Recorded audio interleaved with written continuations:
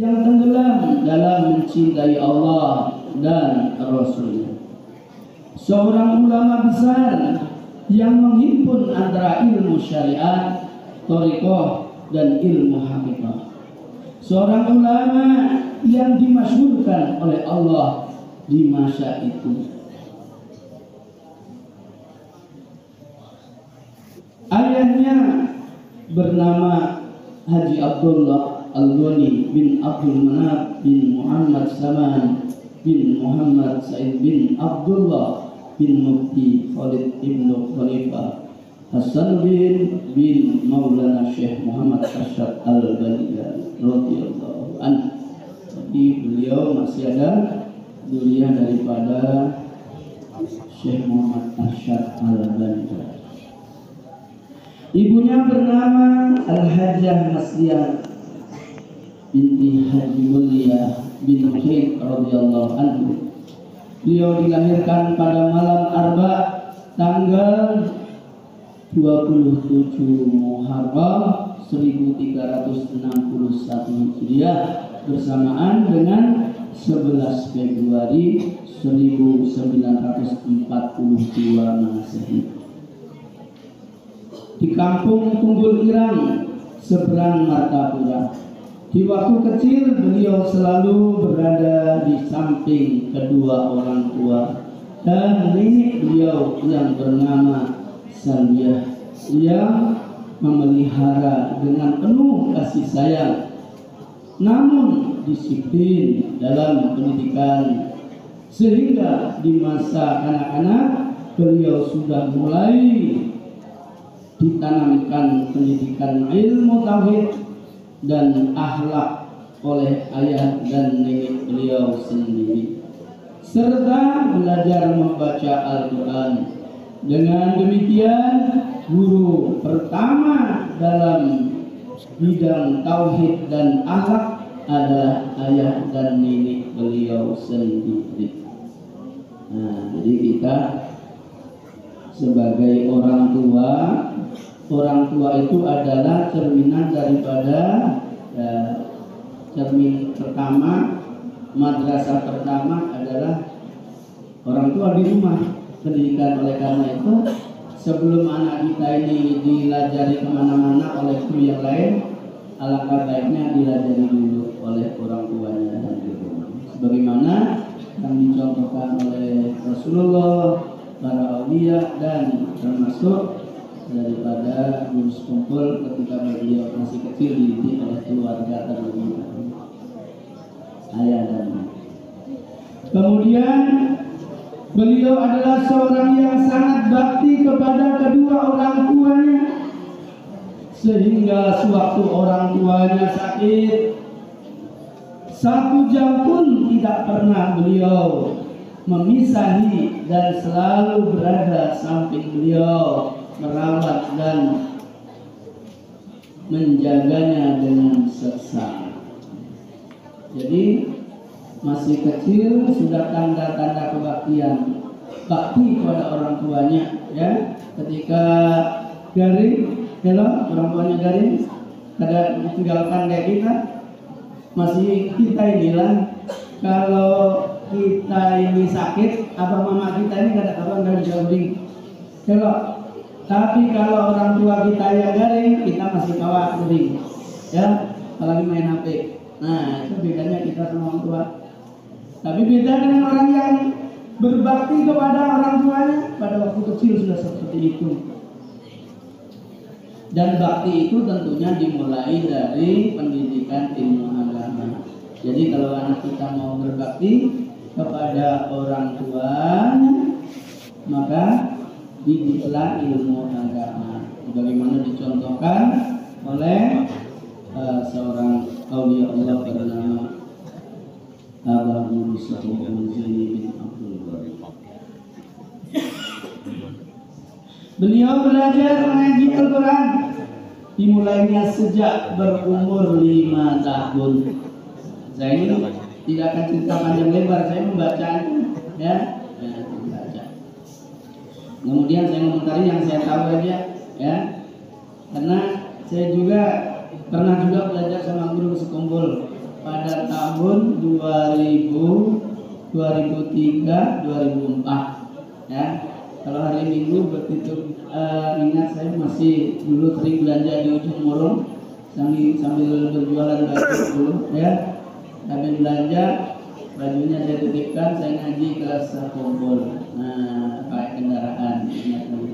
Alhamdulillah pernah juga ngaji sama Sidin kalau mengira. Nah 2003, 2004, 2005 itu berjalan beliau tidak sampai.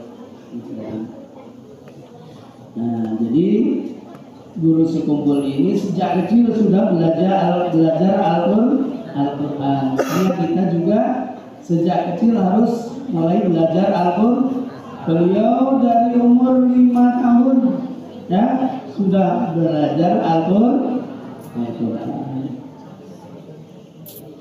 Untuk memenuhi keperluan tersebut, orang tuanya meminta seorang guru yang bernama Guru Hasan untuk mengaji Al-Quran. Sehabis sholat maghrib berjamaah, beliau berangkat ke rumah Guru Hasan yang tidak terlalu jauh dari rumahnya. Setiap kali berangkat mengaji, beliau selalu disuruh orang tuanya membawa satu botol kecil minyak tanah untuk diberikan kepada Guru Hasan. Hal itu ditanamkan di hati beliau agar dia dapat menghargai jerih payah seorang guru, yaitu setiap kebaikan harus dibalas dengan kebaikan. Nah, sudah sampai sini aja baca. Kesimpulannya adalah kalau kita ini kan di rumah mengaji dulu. Ini di rumah mengaji. Kalau mengaji itu jangan engkel sama guru. Guru itu ada minta diberi, apalagi bapak itu ada mau diberi. Kalau bisa bapak memberi.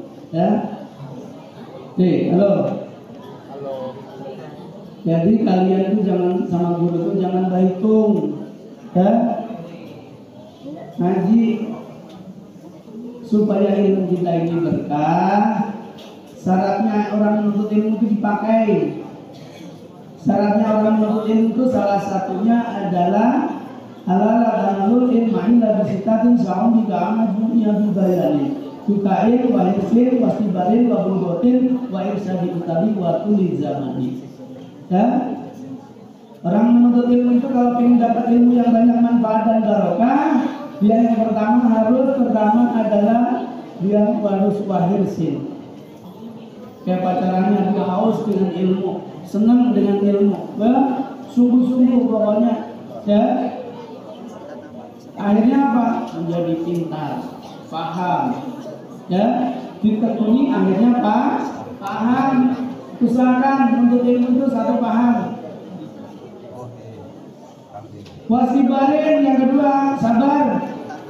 Usahakan dalam menuntut ilmu itu kalian sabar. Hanya bisa lagi guru kayak gitu ada sabar, merajuk. Ya, jangan hanya bisa lagi apalagi bapak itu pernah ditempeleng bapak. Bapak masih ingat sampai sekarang mobilnya. Tapi ketika bapak ketemu seneng ya, alhamdulillah ada kayak ini.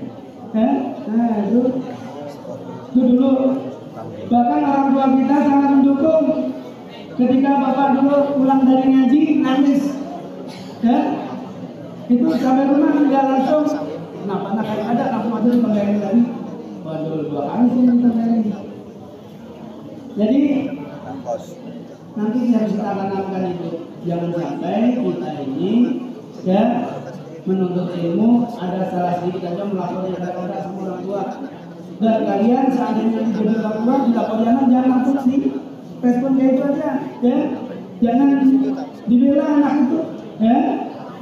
Nah, jadi kita harus berserah kepada guru supaya ilmu kita ini berkah. Halo, harus sabar. Wabul gotin ada biaya untuk ilmu itu harus keluar biaya. nukar kopiah, nukar baju, nukar kafe, nukar buku. Mana ada gratis terus kalian nih. Ya. Makanya ilmunya kurang berkah kalau yang gratisan. Bapak itu nggak suka nunggu ilmu berkah.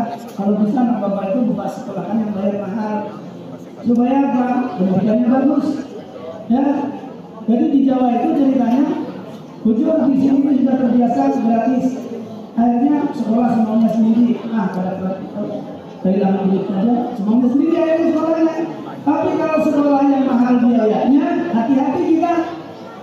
Masih ingat dulu, ya, bapak di pesantren sambil kuliah. Kalau aku cuma di pesantren aja, nggak sambil kuliah, bayar SPP-nya 60.000, ya. Tahun 91 di Sunan Kalijodo itu 60.000.